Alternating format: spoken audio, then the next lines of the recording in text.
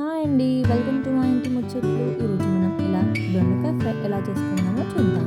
ఒక బాండీలో ఆయిల్ వేసుకోవాలి. వీడియోలో చూపిస్తున్న విధంగా ఆయిల్ వేసుకొని తర్వాత కొద్దిగా జీరా వేసుకొని చిటపటలాడిన తర్వాత పచ్చిమిర్చి ఉల్లిపాయలు వేసుకొని కాస్తంత పసుపు ఇంకా అల్లం వెల్లుల్లి పేస్ట్ వేసుకొని బాగా కలుపుకోవాలి.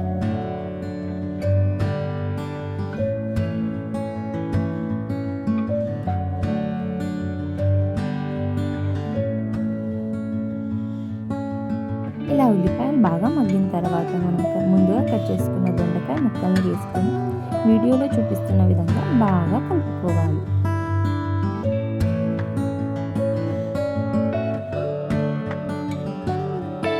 ఇప్పుడు ఈ దొండకాయ ముక్కలు బాగా మగ్గాలి కాబట్టి సాల్ట్ వేసుకోవాలి.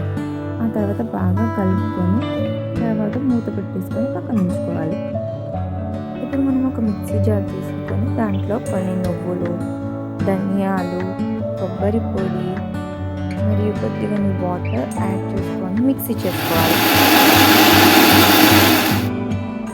ఇలా దొండకాయ ముక్కలన్నీ బాగా మగ్గిన తర్వాత కారం వేసుకొని కారం అంతా బాగా కలిసేంత వరకు కలుపుకోవాలి.